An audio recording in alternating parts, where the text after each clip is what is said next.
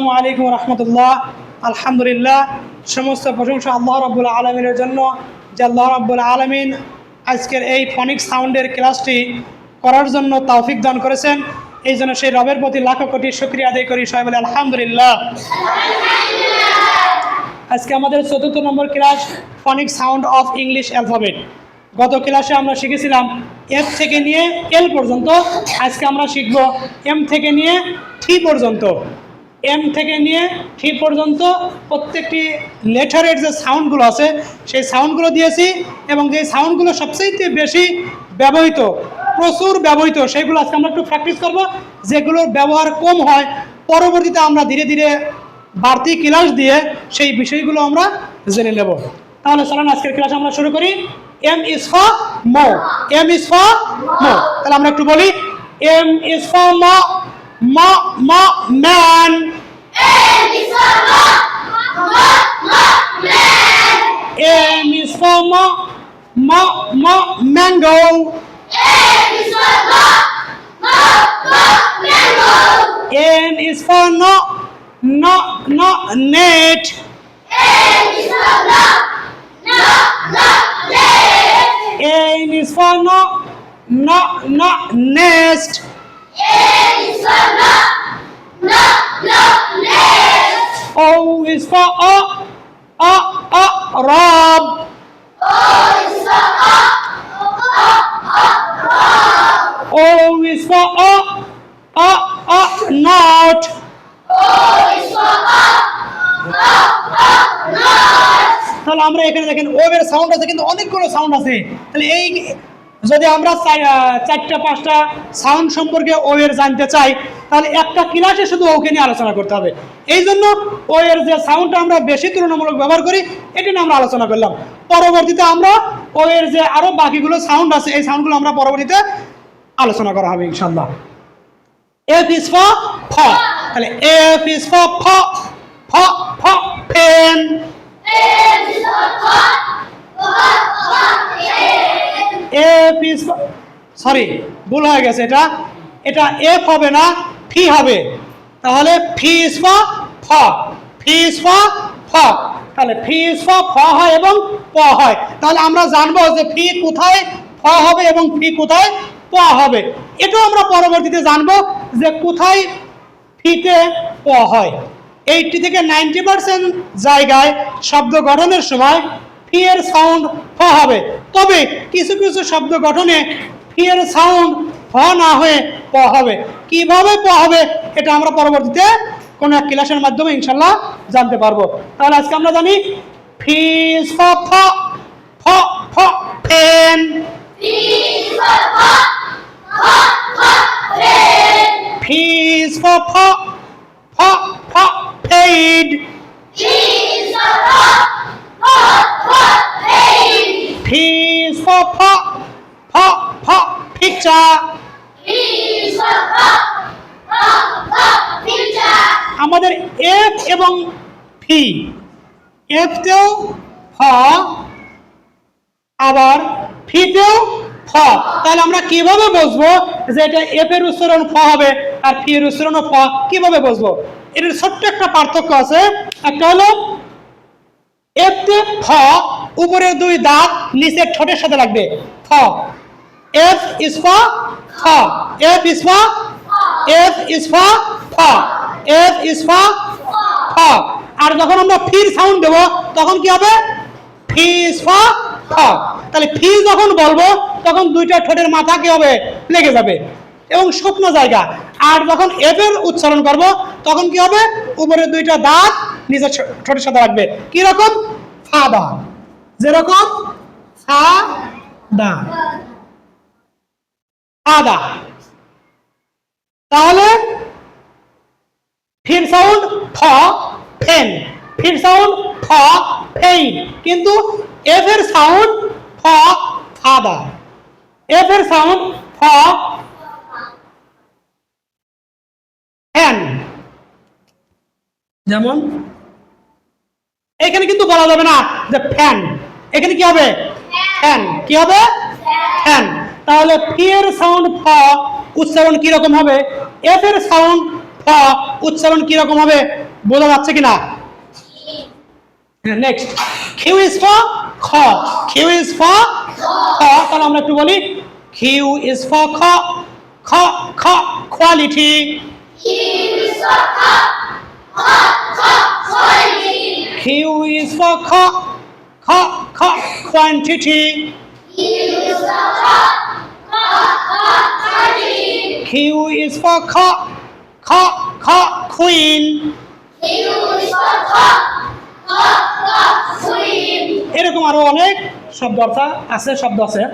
Next, R, R is for র, R is for র, তাহলে আর এর সাউন্ড হচ্ছে র, ফনিক সাউন্ড র।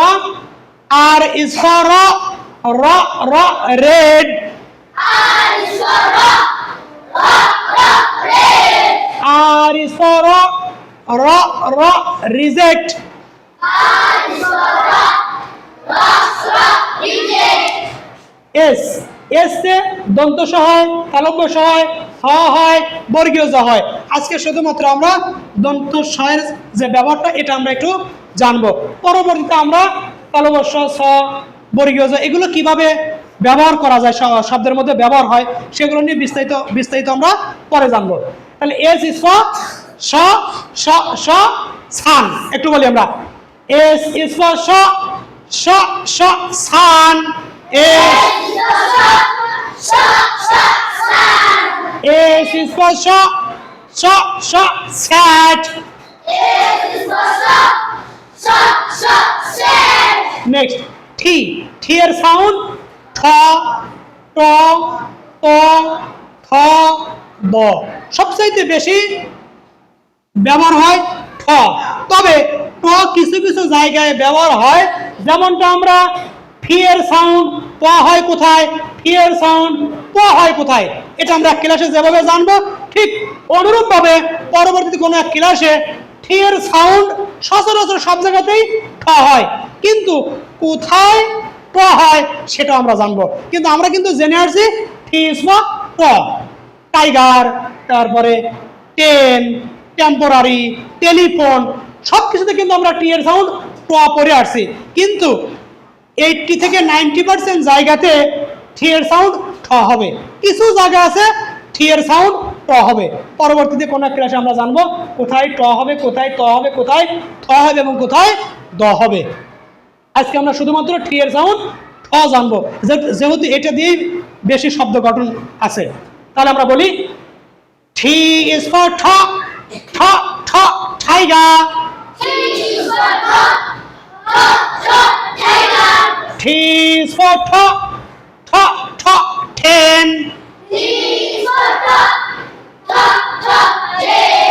T is for top, top, top, telephone.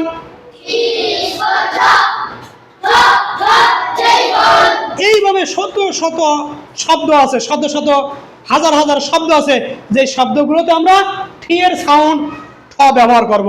দেখা যাবে যে আমাদের পড়াটা শুদ্ধ হয়ে গেছে। এই কয়েকটি লেটারের মধ্যে সবচেয়ে যেটা গুরুত্ব বেশি বহন করে সেটা হচ্ছে ফি, যেগুলো আমি মার্ক চিহ্ন করতেছি। ফি এর সাউন্ডটা, খিউ এর সাউন্ডটা, ঠি এর সাউন্ডটা, এই তিনটা বর্ণ ফি, খিউ, ঠি, যদি এটাকে আমরা পড়ে আসছি পি, পেন পড়ছি, পেইড পড়ছি, পিকচার পড়ছি, পপুলার পড়ছি, এখানে আমরা পি এর সাউন্ড প পড়ছি আমরা, কিন্তু পি এর সাউন্ড এখানে প হবে না, ফ হবে। 80 থেকে 90% জায়গায়, কিছু জায়গায় আছে পি এর সাউন্ড প হবে, যেটা আমরা আগেই বলেছি। পরবর্তীতে কোন এক ক্লাসে আমরা আলোচনা করব। যেমন কিউ এর সাউন্ড খ, আমরা পড়ে আসছি কি ক, ক পড়ে আসছি, কিন্তু যেমন কোয়ালিটি পড়ছি, কোয়ান্টিটি পড়ছি, কুইন পড়ছি, কুইক পড়ছি, কিন্তু না, কিউ এর সাউন্ড খ। এটা ব্রিটিশ বলেন, আমেরিকান বলেন, কানাডা বলেন, অস্ট্রেলিয়া বলেন, সারা পৃথিবীতে যাদের ভাষা ইংলিশ, তারা কখনোই কোয়ালিটি বলে না,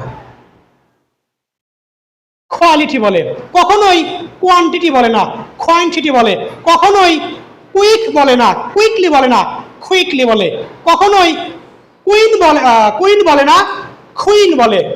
তাহলে আমরা যদি এই সাউন্ডগুলো ভালো করে রপ্ত করতে পারি, তাহলে আমাদের ইংরেজি রিডিং পড়াটা এবং স্পোকেন যখন আমরা করি তখন আমাদের কাছে যে মানুষ কথা, বিদেশিদের কথা আমরা বুঝতে পারি না। কেন বুঝতে পারি না? কারণ ওরা যেই সাউন্ডগুলো পড়ে, যেই সাউন্ড দিয়ে ইংরেজিতে কথা বলে, রিডিং পড়ে, আমরা বুঝতে পারি না। কারণ কি? আমাদের সাউন্ডের মধ্যেই গলত রয়ে গেছে, সাউন্ডের মধ্যে আমাদের ভুল রয়ে গেছে। আলিফের মতো আমরা আগে পড়ছি কিভাবে? আলিফ, কিন্তু শুদ্ধ উচ্চারণ কি হবে? আলিফ। এটা তো শুদ্ধ, কিন্তু আমরা একসময় আগে জানতাম কি?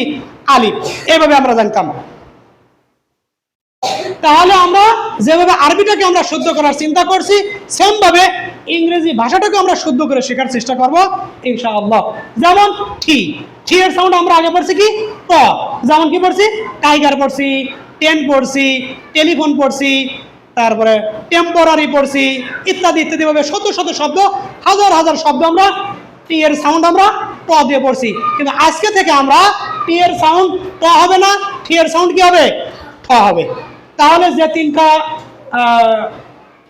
লেটার আমরা মার করছি সবগুলো তো ভালো করে পড়ব, এর ভিতরে এই তিনটা লেটারকে আমরা বেশি গুরুত্ব দেব। এবং আগামী ক্লাসে আমাদের ফনিক সাউন্ড অফ ইংলিশ অ্যালফাবেট যে 26টি লেটার দিয়ে যে সাউন্ডগুলো আছে, এই সাউন্ডগুলো আমরা পরবর্তী ক্লাসে আমরা শেষ করব। আজকে এ পর্যন্তই। পরবর্তী ক্লাসে বসার জন্য যেন আল্লাহ রাব্বুল আলামিন আমাদেরকে তৌফিক দান করেন, সেই আল্লাহ রাব্বুল আলামিনের কাছে দোয়া চেয়ে আজকের ক্লাস শেষ করছি। আসসালামু আলাইকুম ওয়া রাহমাতুল্লাহি ওয়া বারাকাতুহু।